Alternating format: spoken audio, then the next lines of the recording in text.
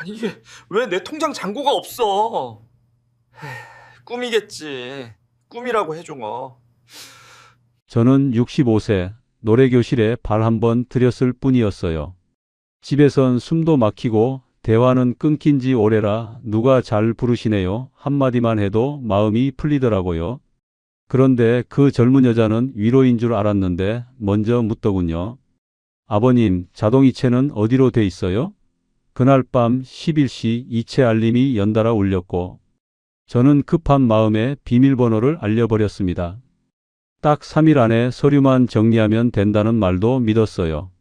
여러분은 그 순간 어떤 선택을 했을지 궁금합니다. 그럼 지금부터 노래교실에서 시작된 저의 이야기를 들려드리겠습니다. 본문에 앞서 구독과 좋아요는 저희에게 큰 힘입니다. 안녕하세요. 저는 김진수, 올해 65입니다. 은퇴하고 나서 집에만 있게 되니까 아내 정희하고 자꾸 부딪혔어요. 정희는 63이었는데 저보다 말이 빨랐어요.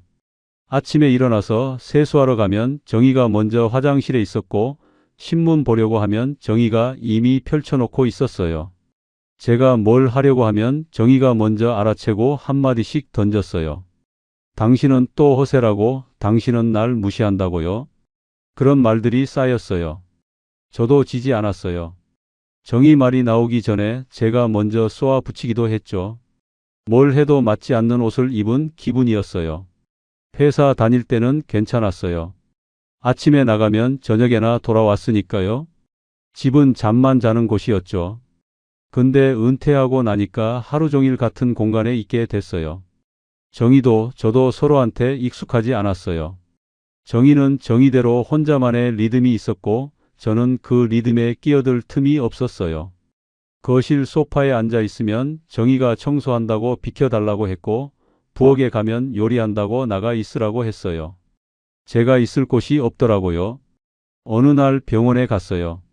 정희 약을 받으러 간 날이었는데 정희는 진료실에 들어가고 저는 대기실 의자에 앉아 있었어요. 사람들이 많았어요. 다들 나이 지긋한 분들이었고 기침 소리가 여기저기서 났어요. 저는 그냥 멍하니 앞을 보고 있었어요. 그러다가 눈앞에 꽂혀 있는 전단지를 봤어요. 동네 노래교실 모집 안내였어요. 컬러로 인쇄된 종이였는데 사진에는 사람들이 마이크 잡고 웃고 있었어요. 사람들 속에 있으면 숨이 좀 트일까 싶었어요. 집에서 정희 얼굴만 보고 있으면 말끝이 자꾸 날카로워졌거든요. 전단지에는 매주 화요일, 목요일 오후 2시라고 적혀 있었어요. 수강료도 적혀 있었는데 비싸지 않았어요. 저는 전단지를 조심스럽게 뽑아서 접어서 주머니에 넣었어요. 정희한테 들키고 싶지 않았거든요. 뭐라고 할 게 뻔했으니까요. 정희가 진료 끝나고 나왔어요. 약 봉투 들고요. 제가 뭘 하고 있었냐고 물었지만 저는 그냥 기다렸다고만 했어요. 집으로 돌아오는 길에 정희는 계속 약 이야기를 했어요. 의사가 뭐라고 했는지, 다음에 언제 와야 하는지요. 저는 대충 듣는 척 했어요. 머릿속은 노래교실 생각뿐이었거든요. 그날 저녁에 정희한테 말했어요. 밥 먹고 설거지 끝나고 나서요. 노래교실 다니겠다고요. 정희는 리모컨 들고 TV 보다가 고개를 돌렸어요. 별로 관심 없는 표정이었어요. 알아서 하라고 했어요. 그 무뚝뚝한 대답이 괜히 서운했어요. 뭐라도 물어봐 주길 바랐나 봐요. 언제 가냐, 어디서 하냐, 그런 거라도요. 근데 정희는 다시 TV만 봤어요. 저는 더 이상 말하지 않았어요. 다음 날 아침 일찍 나갔어요. 전단지에 적힌 주소를 찾아서요. 동네 커뮤니티 센터 3층이었어요. 엘리베이터 타고 올라가니까 복도에서 노래소리가 들렸어요. 이미 수업 중인 다른 반이었죠. 저는 사무실 문을 두드렸어요. 젊은 직원이 나와서 등록 안내를 해줬어요. 신분증 보여주고 서류에 이름 적고 수강료 냈어요. 카드로 결제했는데 정희가 알까봐 잠깐 망설였지만 그냥 그셨어요. 제 돈이니까요. 첫 수업은 그 주 화요일이었어요. 점심 먹고 1시간쯤 쉬다가 집을 나섰어요. 정희한테는 산책 간다고 했어요.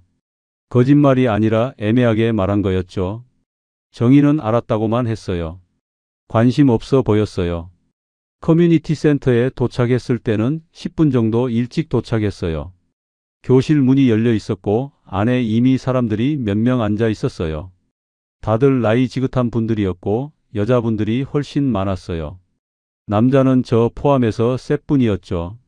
저는 뒤쪽 자리에 앉았어요. 눈에 띄고 싶지 않았거든요. 강사는 젊은 여자분이었어요. 30 중반쯤 돼 보였고 머리를 한쪽으로 묶고 있었어요. 목소리가 밝았어요. 인사하면서 오늘은 발성 연습부터 한다고 했어요. 노래 부르는 게 아니라 소리 내는 연습이래요. 다들 따라 했어요. 아 하고 소리 내고 입모양 바꾸고 박수 치고요. 생각보다 쉬웠어요. 부담 없었죠. 쉬는 시간에 한 분이 제 옆에 앉았어요. 박소연이라고 자기소개를 했어요. 나중에 알고 보니 53이었어요. 저보다 12살 어렸죠. 그런데 그 나이가 별로 안 느껴졌어요. 소연 씨는 차분했고 말도 부드러웠어요. 처음 만난 날인데도 저한테 편하게 말을 걸었어요. 아버님 목소리 좋으시다고 오늘 발성 제일 잘하셨다고 했어요. 그 말이 얼마나 오랜만에 듣는 칭찬인지 몰랐어요. 정희한테는 몇 년째 칭찬이란 걸 못 들었거든요. 소연 씨가 물 한 병을 건넸어요. 제가 가방에서 물통을 꺼내려는 걸 보고 미리 준비한 거래요. 편의점에서 산 생수였어요. 그 작은 친절이 마음을 흔들었어요. 정희는 제가 물을 찾아도 그냥 지나쳤거든요. 알아서 챙기라고요. 그런데 소연 씨는 그냥 웃으면서 건네줬어요. 고맙다고 했더니 소연 씨는 아무것도 아니라고 다음에도 챙겨오겠다고 했어요. 수업 끝나고 집으로 오는 길에 기분이 좀 나았어요. 오랜만에 밖에 나와서 사람들 만나니까 답답한 게 조금 풀린 것 같았어요. 집에 들어갔을 때 정희는 저녁 준비를 하고 있었어요. 산책 어땠냐고 물었는데 저는 그냥 좋았다고만 대답했어요. 노래교실 이야기는 하지 않았어요. 그날 밤에 단톡방 초대 알림이 왔어요. 노래교실 단톡방이었어요. 사람이 20명쯤 있었고 다들 인사 나누고 있었어요. 저도 인사했어요. 소연 씨도 있었어요. 소연 씨가 제 이름 보고 반갑다고 메시지 보냈어요. 며칠 뒤 단톡방에 공지가 올라왔어요. 다음 달에 작은 발표회를 한다는 내용이었어요. 강사님이 올린 거였는데 신청은 자유고 참가비는 따로 없다고 했어요. 저는 별로 관심이 없었어요. 사람들 앞에서 노래 부르는 건 부담스러웠거든요. 그냥 수업만 다니고 싶었어요. 근데 소연 씨한테 개인 톡이 왔어요. 단톡방 말고요. 아버님, 내일 발표회 신청 도와드릴게요. 라는 메시지였어요. 저는 잠깐 당황했어요. 제가 발표회 한다고 한 적이 없었거든요. 근데 거절하기가 애매했어요. 소연 씨가 친절하게 말한 거니까요. 다음 날 수업이 끝나고 소연 씨가 저를 불렀어요. 발표회 신청서를 보여주면서 같이 작성하자고 했어요. 저는 안 하겠다고 말하려다가 그냥 따라갔어요. 소연 씨가 웃으면서 괜찮다고 어렵지 않다고 했거든요. 다들 한다고 아버님도 한번 해보시라고 했어요. 신청서는 간단했어요. 이름 적는 칸이랑 곡 제목 적는 칸, 그리고 연락처 적는 칸이 있었어요. 소연 씨가 제 이름을 대신 적어줬어요. 곡은 나중에 정하면 된대요. 천천히 생각해 보시라고 했어요. 그런데 신청서 맨 아래에 작은 글씨가 있었어요. 연습비 및 대관비 자동이체 동의라는 체크 칸이었어요. 저는 그걸 보면서 잠깐 멈칫했어요. 자동이체요? 참가비 없다고 하지 않았나요? 소연 씨가 제 표정을 보더니 웃으면서 설명했어요. 참가비는 없는데 개인 연습하실 때 강사님 레슨이랑 음향 장비 쓸 때 비용이 조금 든대요. 근데 그것도 원하시는 분만 하는 거래요. 저는 고개를 끄덕였어요. 그럼 저는 안 해도 되냐고 물었더니 소연 씨가 일단 체크는 해두는 게 좋대요. 나중에 필요하면 쓰고 안 쓰면 안 빠져나간대요. 그렇게 말하니까 괜찮은 것 같았어요.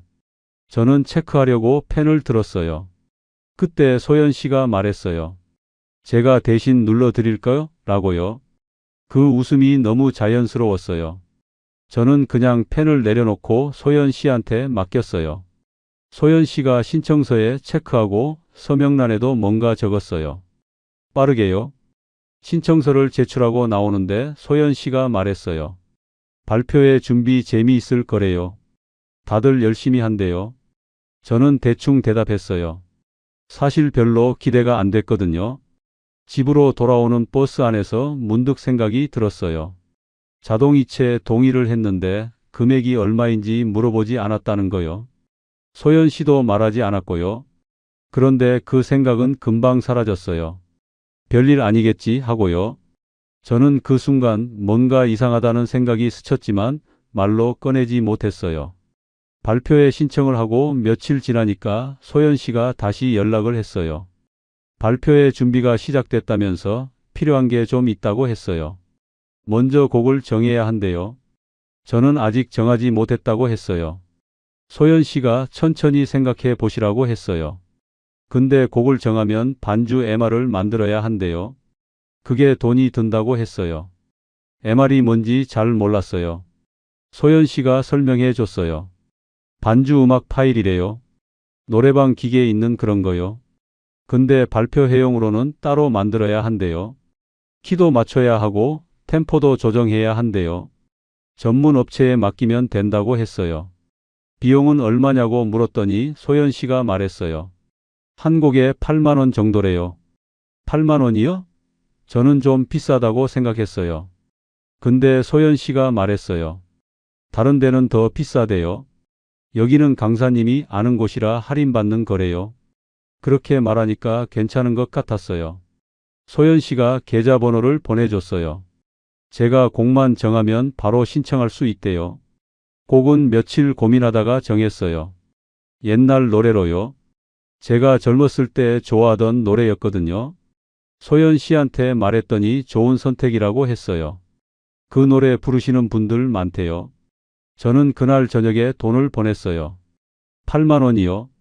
소연 씨가 확인했다고 메시지 보냈어요. 2주 정도 걸린대요. 그 뒤로 일주일쯤 지났을 때 소연 씨가 또 연락했어요. 이번에는 의상 이야기였어요. 발표회 때 입을 옷을 준비해야 한대요.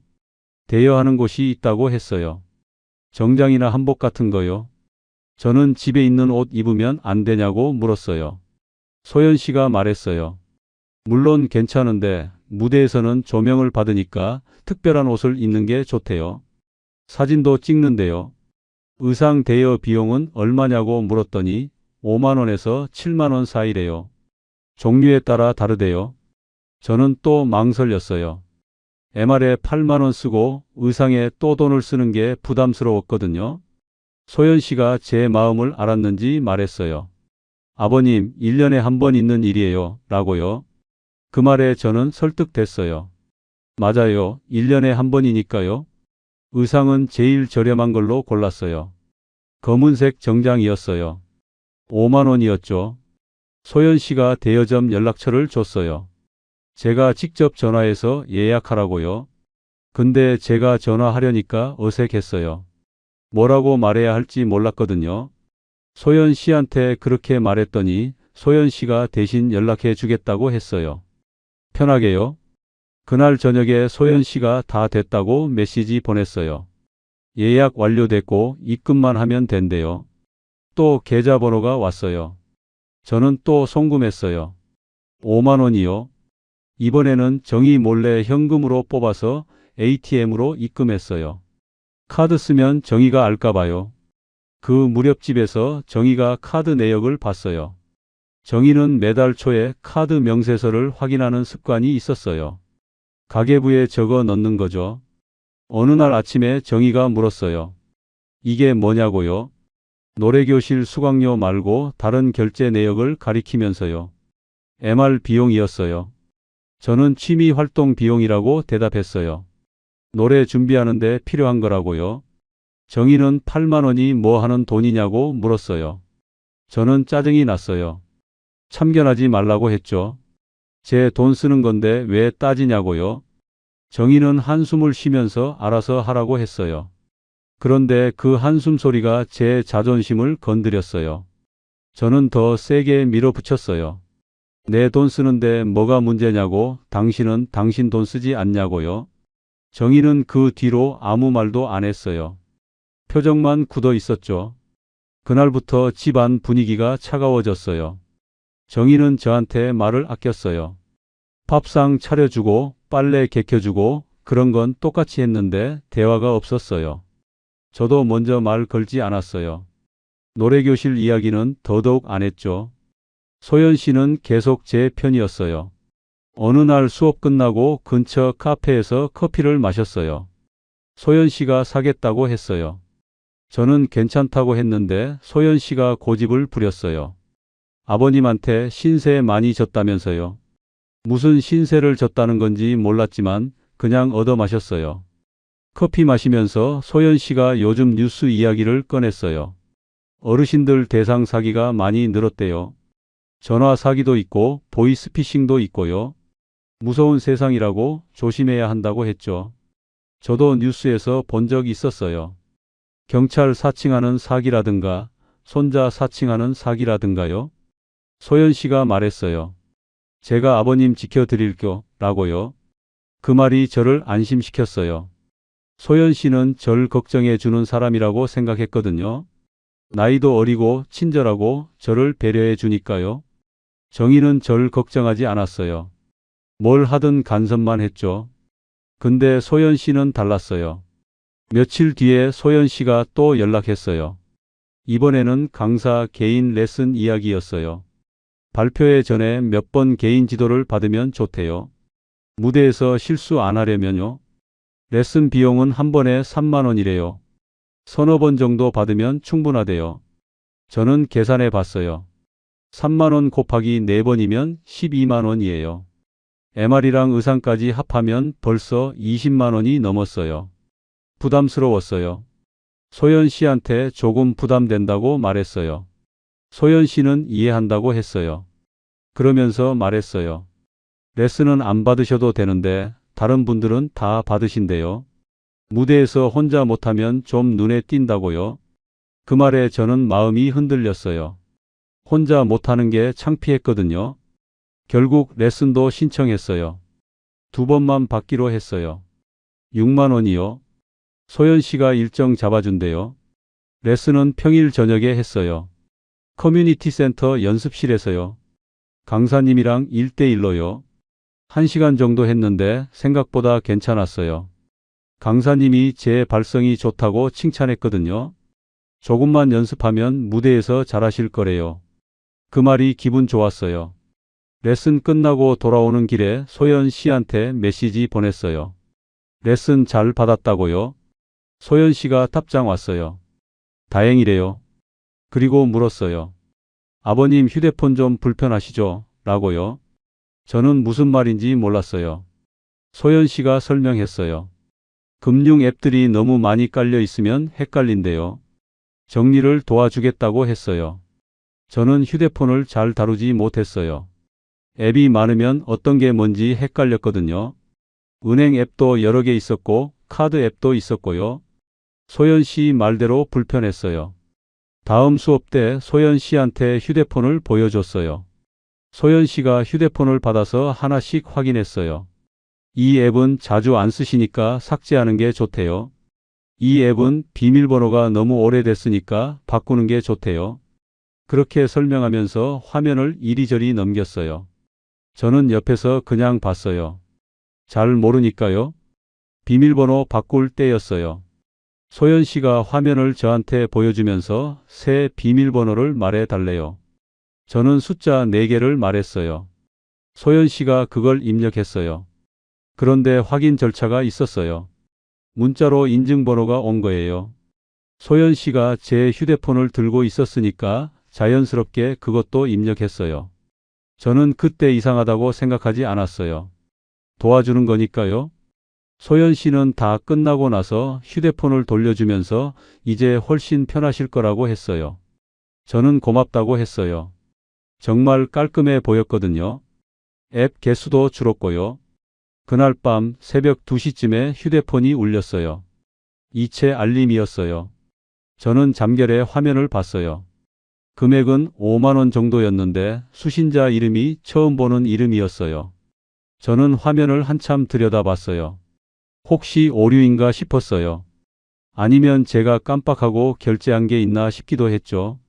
근데 새벽이라 머리가 안 돌아갔어요. 저는 그냥 휴대폰을 내려놓고 다시 잤어요. 아침에 확인하면 되지 하고요. 아침에 일어나서 다시 확인해 보니까 알림은 그대로 있었어요. 이체 완료라고 떠 있었죠. 저는 거래 내역을 봤어요. 어젯밤 2시에 5만 원이 나간 게 맞았어요. 수신자는 개인 이름이었는데 누군지 몰랐어요. 소연 씨한테 물어볼까 생각했어요. 근데 괜히 의심하는 것 같았어요. 소연 씨는 저를 도와준 사람이었으니까요. 혹시 제가 레슨비 추가로 낸 건가 싶기도 했어요. 기억이 확실하지 않았거든요. 그냥 넘어가기로 했어요. 오류면 은행에서 연락 오겠지 하고요. 그 뒤로도 작은 알림들이 몇 번 더 왔어요. 밤에요. 저는 그때마다 확인했지만 뭔지 정확히 알 수 없었어요. 금액이 크지 않았고 날짜도 띄엄띄엄이었거든요. 저는 그럴 때마다 합리화했어요. 발표회 준비 비용이겠지, MR 추가 작업비겠지, 레슨비 나눠서 나가는 거겠지, 그런 식으로요. 근데 가끔 밤에 잠이 안 올 때가 있었어요. 어느 날 저는 소연 씨한테 물어보기로 했어요. 조심스럽게요. 수업 끝나고 소연 씨 불러서 커피 한잔 하자고 했어요. 소연 씨는 좋다고 했어요. 카페에 앉아서 저는 돌려서 말했어요. 최근에 이체된 내역 중에 제가 기억 안 나는 게 좀 있다고요. 혹시 뭔지 아시냐고요. 소연 씨는 전혀 당황하지 않았어요. 오히려 제가 놀랄 만큼 차분하게 대답했어요. 아버님, 그건 MR 결제 대행이에요. 라고요. 제가 의아한 표정을 짓자 소연 씨가 설명했어요. MR 업체가 계좌를 여러 개 쓴대요. 작업자마다 다른 계좌로 받는데요. 그래서 수신자 이름이 달라 보일 수 있대요. 그리고 소연 씨가 말했어요. 사실 자기가 먼저 카드로 결제해 놓고 나중에 받는 방식이래요. 저한테 부담 주기 싫어서 그랬대요. 그러면서 휴대폰을 꺼내서 영수증 캡처를 보여줬어요. 날짜랑 금액이 적혀 있었어요. 제가 의심한 금액이랑 비슷했죠. 저는 그걸 보고 안심했어요. 소연 씨가 거짓말할 리 없다고 생각했거든요. 오히려 제가 의심한 게 미안했어요. 소연 씨한테 사과했어요. 제가 헷갈렸다고 나이 들어서 그런가 보다고요. 소연 씨는 웃으면서 괜찮다고 했어요. 어르신들은 다 그러시래요. 금융 거래가 복잡해서 헷갈리실 수 있대요. 그런데 그날 이후로 대화가 자꾸 돈 이야기로 흘렀어요. 처음에는 위로처럼 들렸어요. 아버님 요즘 힘드시죠? 집에서도 스트레스 많으시죠? 이것저것 신경 쓸 게 많으시죠? 그런 말들이었거든요. 저는 솔직히 대답했어요. 맞다고, 정이랑 요즘 사이가 안 좋다고요. 소연 씨는 공감해 줬어요. 부부가 오래 살다 보면 그럴 수 있대요. 근데 대화 끝에는 항상 금액 이야기가 나왔어요. 아버님 발표회 준비 때문에 부담 많으시죠? 한 번만 더 도와주시면 다 끝나요? 이번이 정말 마지막이에요. 그런 식이었어요. 그때마다 저는 또 돈을 보냈어요. 3만 원, 5만 원 그런 금액들이요. 작은 돈이었지만 쌓이고 있었어요. 노래교실에서도 소연 씨는 저를 챙겼어요. 다른 사람들 앞에서 일부러 제 편을 들어줬어요. 한 번은 다른 할머니 한 분이 제 노래에 대해 뭐라고 했어요. 음정이 좀 불안하다고요. 그러자 소연 씨가 바로 끼어들었어요. 아버님이 제일 열심히 하시는데 왜 그러시냐고, 목소리도 좋으시고 발성도 정확하시다고 말해줬죠. 그 할머니는 그냥 웃고 넘어갔어요. 저는 그때 소연 씨한테 고마웠어요. 그 말들이 저를 더 깊이 끌어당겼어요. 소연 씨 없이는 노래교실도 편하지 않을 것 같았거든요. 다른 사람들은 그냥 인사만 하고 말았는데 소연 씨는 저를 신경 써줬어요. 어느 날 소연 씨가 심각한 표정으로 말했어요. 발표회 의상 문제가 생겼대요. 원래 대여하기로 한 정장이 사이즈가 안 맞을 것 같대요. 대여점에서 확인해 봤는데 아버님 체격이랑 안 맞는데요. 맞춤으로 해야 할 것 같다고 했어요. 맞춤 의상이요? 저는 놀랐어요. 비용이 얼마나 드냐고 물었어요. 소연 씨가 조심스럽게 대답했어요. 25만 원 정도 든대요. 생각보다 컸어요. 저는 잠깐 망설였어요. 이미 MR이랑 레슨비로 20만 원 넘게 썼는데 여기에 또 25만 원을 쓴다고요? 소연 씨가 제 표정을 보더니 말했어요. 다른 분들은 다 맞춤으로 한대요. 대여는 한두 분만 하신대요. 무대에서 사진 찍을 때 옷 때문에 티 나면 좀 그렇지 않겠냐고요? 저는 그 말에 마음이 흔들렸어요.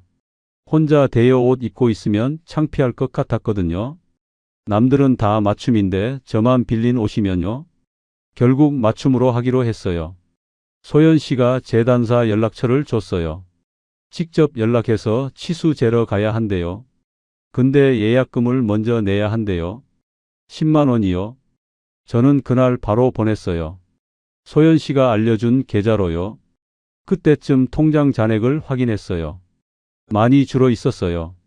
원래 200만 원 정도 있었는데 100만 원 조금 넘게 남았어요. 저는 적금을 들여다봤어요.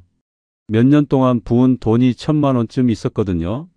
만기까지 아직 6개월 남았지만 해지하면 목돈이 나왔어요. 저는 고민했어요.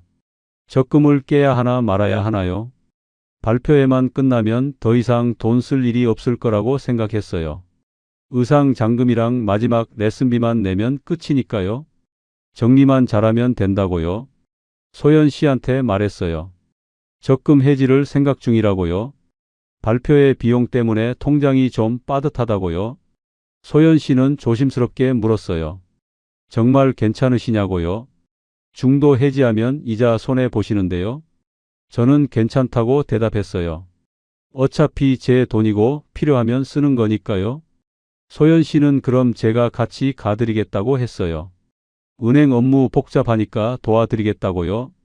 혼자 가시면 은행 직원 설명 듣기 어려우실 거래요. 저는 고맙다고 했어요. 사실 은행 가는 게 좀 부담스러웠거든요. 직원들이 이것저것 물어보면 대답하기 어려웠어요. 다음 날 소연 씨랑 같이 은행에 갔어요. 오전 11시쯤이었어요. 사람이 좀 있었어요. 번호표 뽑고 기다렸는데 소연 씨가 옆에 앉아서 계속 얘기해 줬어요. 긴장하지 말라고, 간단한 절차라고요.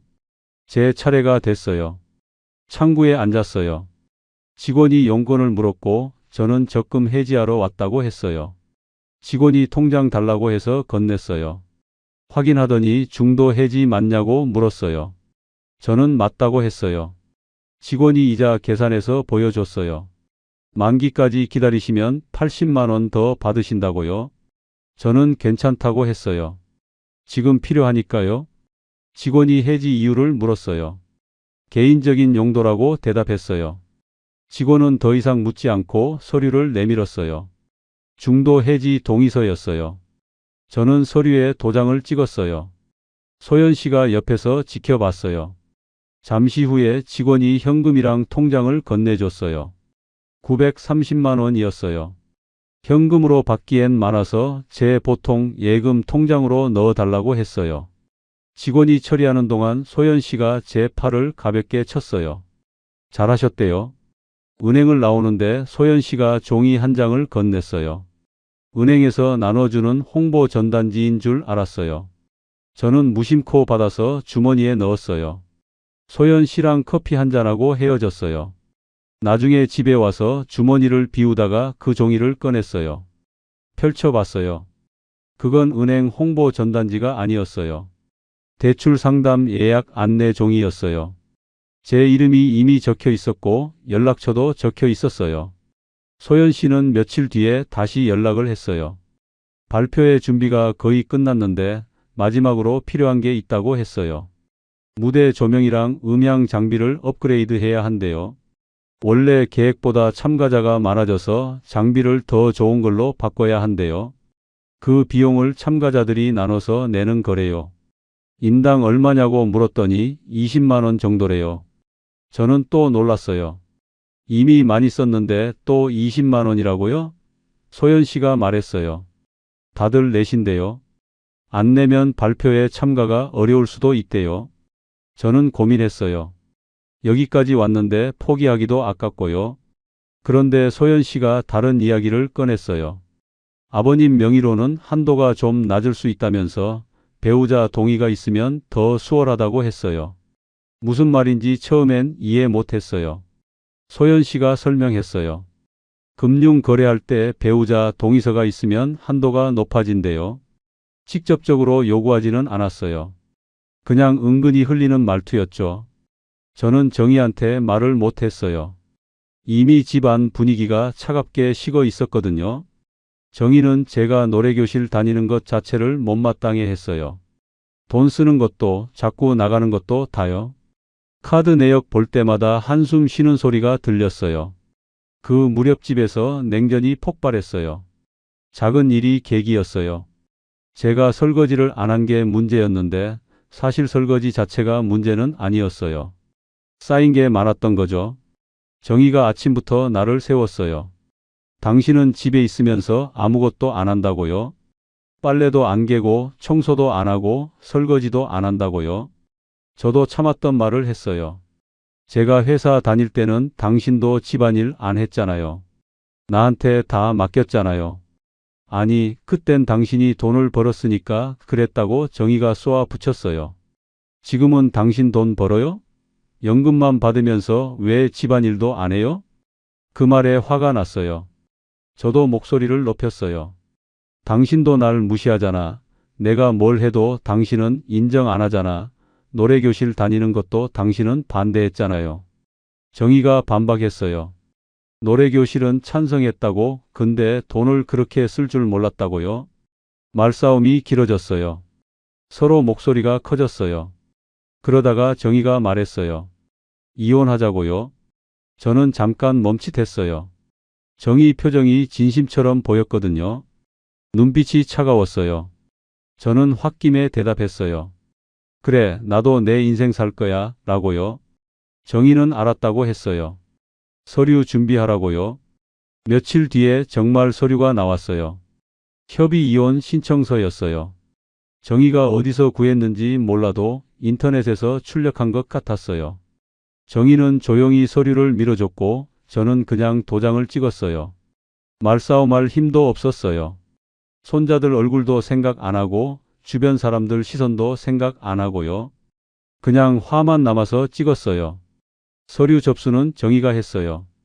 혼자 동사무소 갔다 왔어요. 돌아와서 끝났다고만 말했어요. 이제 한 달 뒤에 확정된대요. 저는 아무 말도 안 했어요.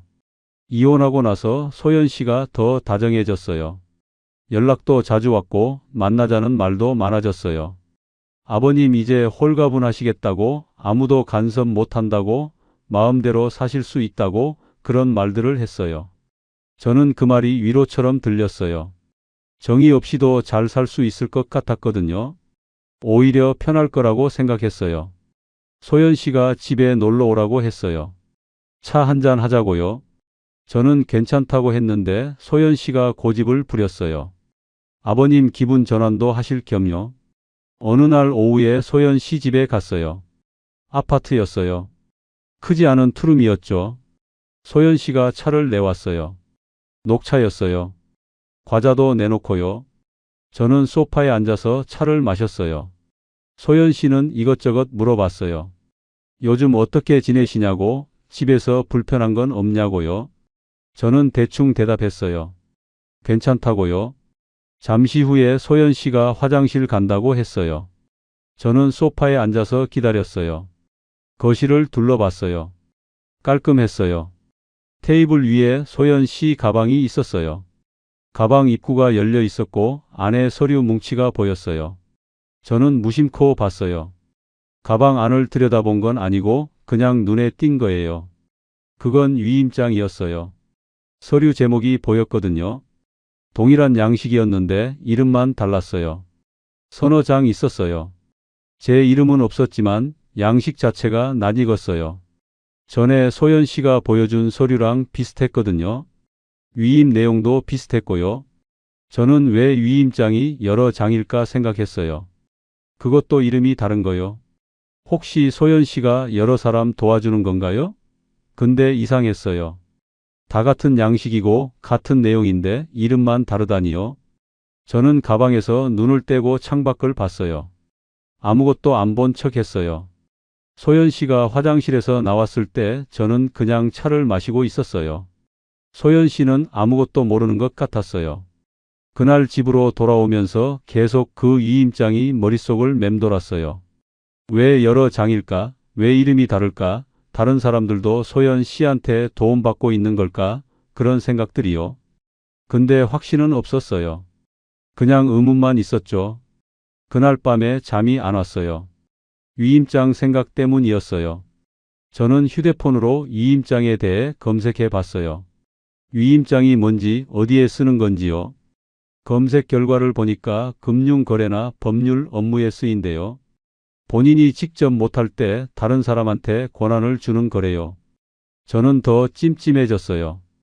혹시 제 이름으로 된 위임장도 있는 건 아닐까요? 소연 씨가 제 휴대폰 만진 적도 있고 비밀번호도 알고 있으니까요. 근데 확인할 방법이 없었어요.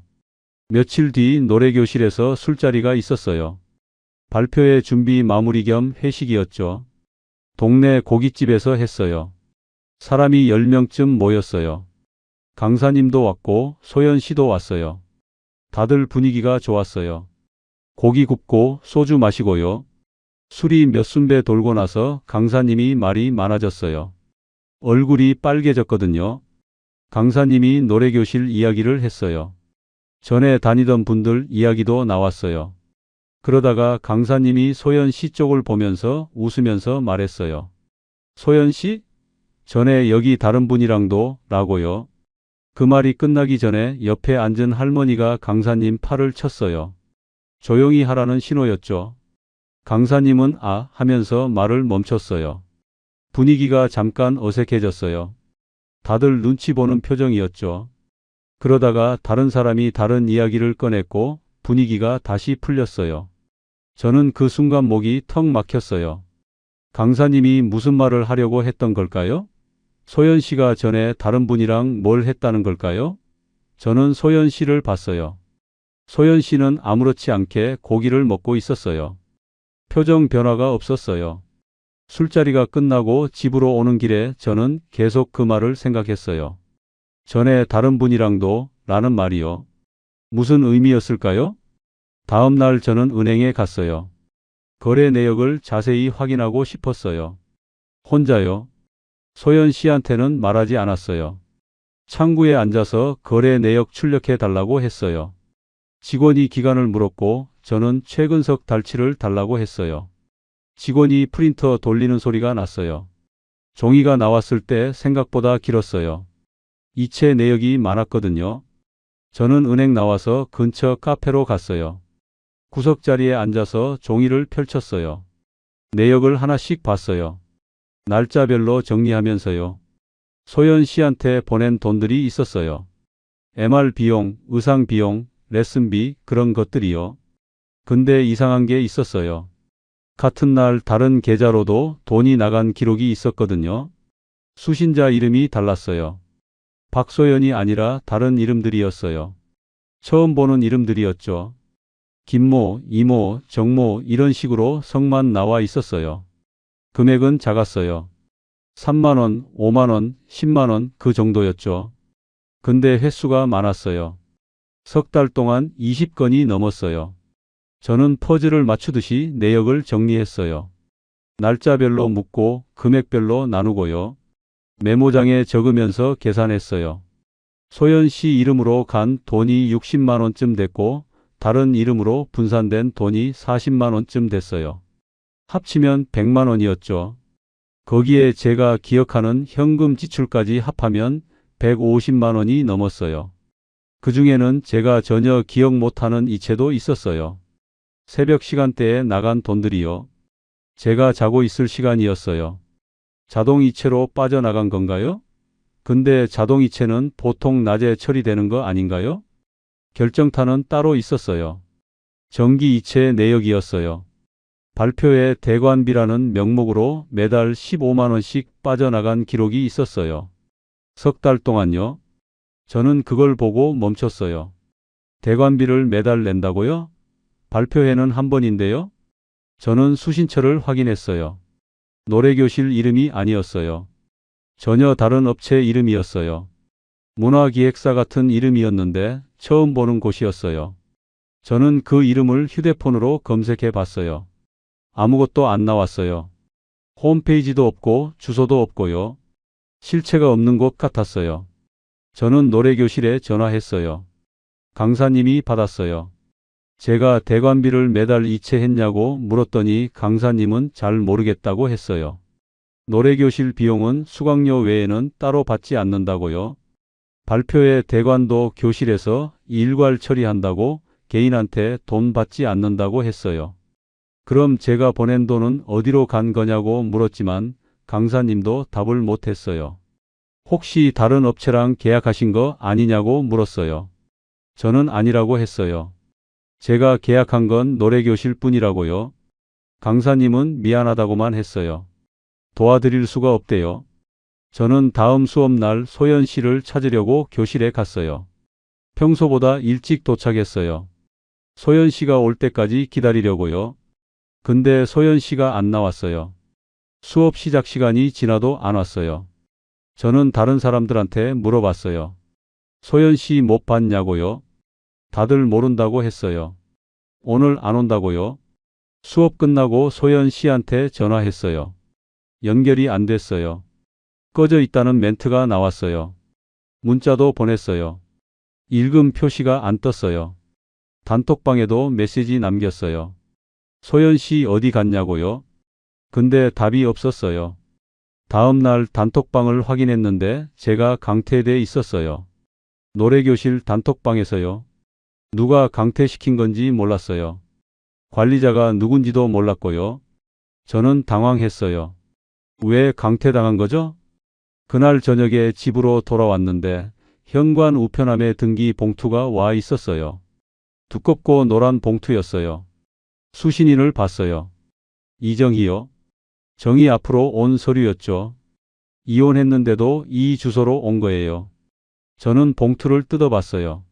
정희 거지만 확인은 해야 할 것 같았거든요. 안에 서류가 여러 장 있었어요. 법률 용어가 많아서 이해하기 어려웠어요. 근데 제목은 알아볼 수 있었어요. 연대보증 및 채무 관련 통지서였어요. 내용을 읽어봤어요. 정희 이름이 보증인으로 들어가 있었어요. 채무 금액도 적혀 있었는데 500만 원이었어요. 저는 이해가 안 됐어요. 정희가 뭘 보증했다는 거죠? 저는 서류를 자세히 봤어요. 채무자 이름이 나와 있었어요. 제 이름이었어요. 김진수요. 그리고 보증인이 이정희였고요. 언제 이런 계약을 한 거죠? 저는 기억이 안 났어요. 보증을 선 적이 없는데요. 정희도 모를 텐데요. 이혼했는데도 정희 이름이 왜 여기 있는 거죠? 저는 서류를 들고 정희한테 전화했어요. 정희는 차갑게 받았어요. 뭐냐고요? 제가 서류 이야기를 하자 정희는 한숨을 쉬었어요. 자기도 같은 서류 받았대요. 당신이 뭘 한 건지 모르겠지만 내 이름을 함부로 쓴 거 아니냐고 따졌어요. 저는 아무 말도 못했어요. 정희가 말했어요.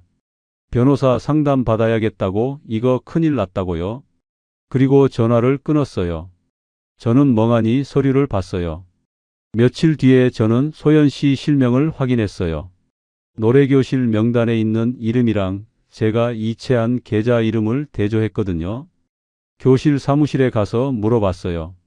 박소연이라는 사람 연락처 알 수 있냐고요? 직원이 명단 확인해 줬어요. 근데 박소연이라는 이름은 없대요.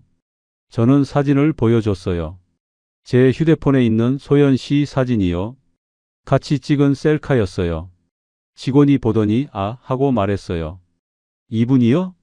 이분은 이름이 다른데요? 직원이 명단을 가리켰어요. 다른 이름이 있었어요.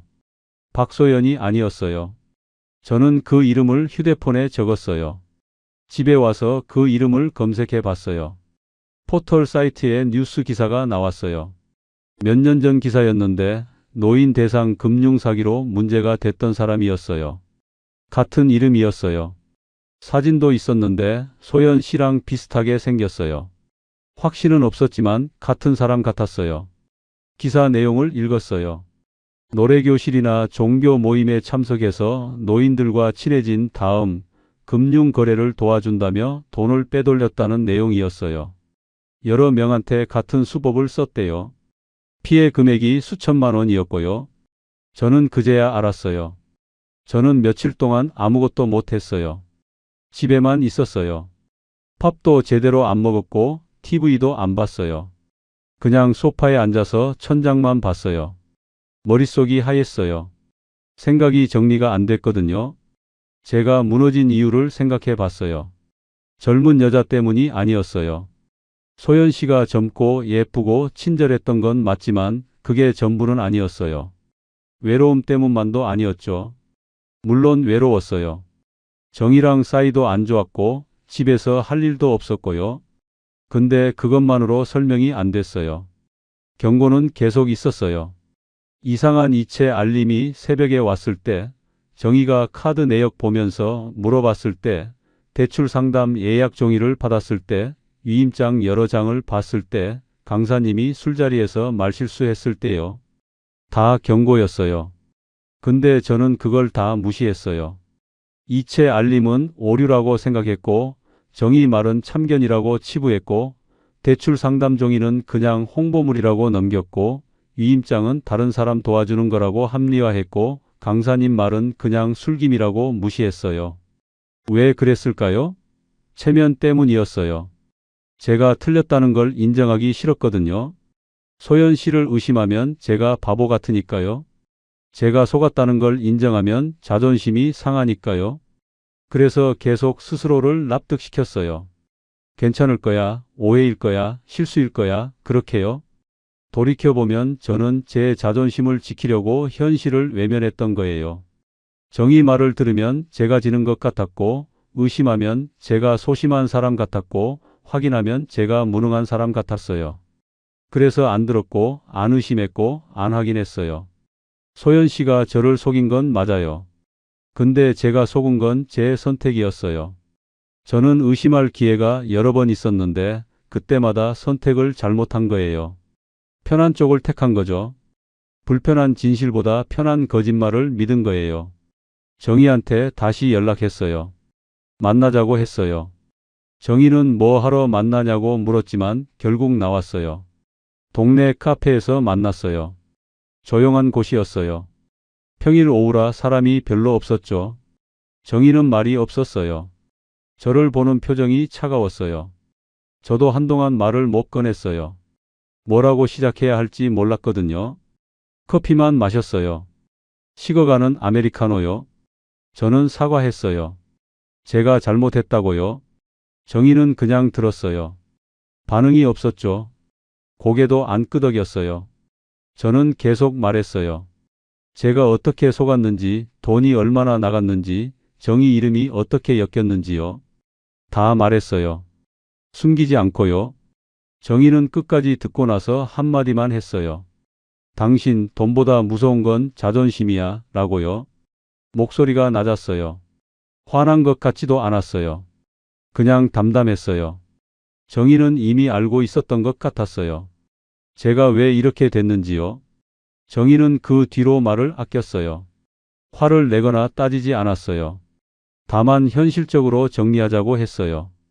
연대 보증 문제는 변호사 상담을 받아야 한다고, 남은 돈은 더 잃기 전에 정리하자고, 경찰에 신고는 했냐고요.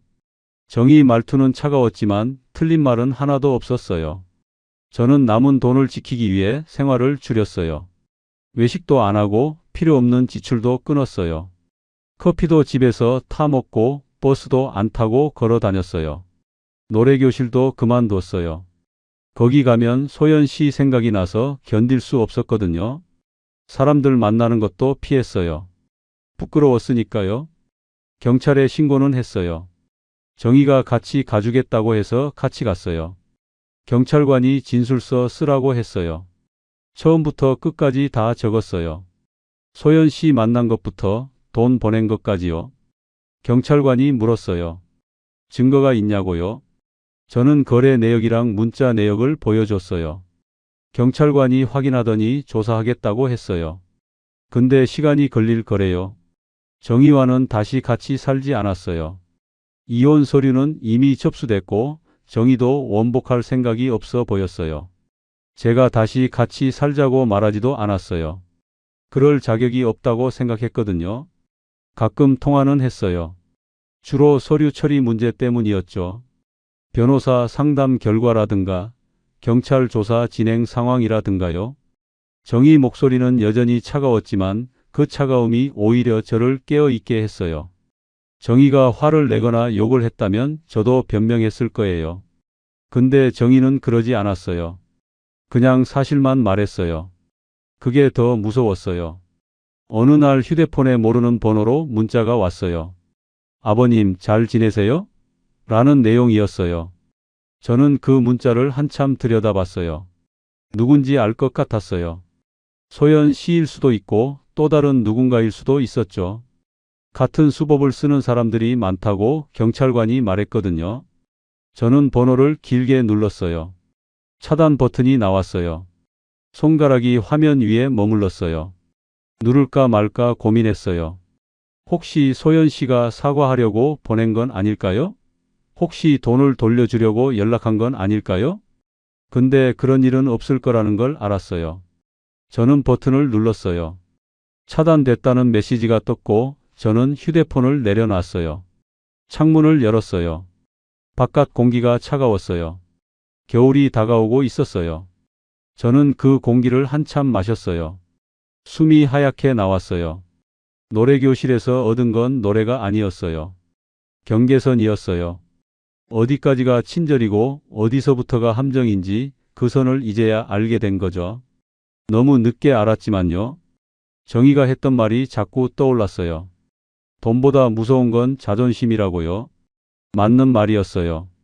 저는 제 자존심 때문에 경고를 무시했고 결국 더 큰 걸 잃었어요. 돈도 잃었고 정의도 잃었고 자존심마저 잃었어요. 지금도 가끔 휴대폰을 봐요. 혹시 또 모르는 번호가 올까 봐서요. 오지 않으면 다행이고 오면 그때 또 차단하면 돼요. 이젠 의심하는 게 창피하지 않아요. 안 속는 게 더 중요하니까요. 변호사는 연대 보증 문제를 풀 수 있을 거라고 했어요. 제 서명이 아니라는 걸 증명하면 된대요. 시간은 걸리지만요. 경찰은 소연 씨를 찾고 있대요. 근데 쉽지 않을 거래요. 이름도 여러 개고 주소도 계속 바뀐대요. 돈은 돌려받을 수 있을지 모르겠어요. 경찰관이 솔직히 말했어요. 어렵다고요? 이미 다 쓴 돈일 거래요. 저는 포기했어요. 그냥 제가 비싼 수업료 낸 거라고 생각하기로 했어요. 요즘은 집에서 혼자 시간을 보내요. 정의 없이요. 외롭지 않냐고요? 외로워요.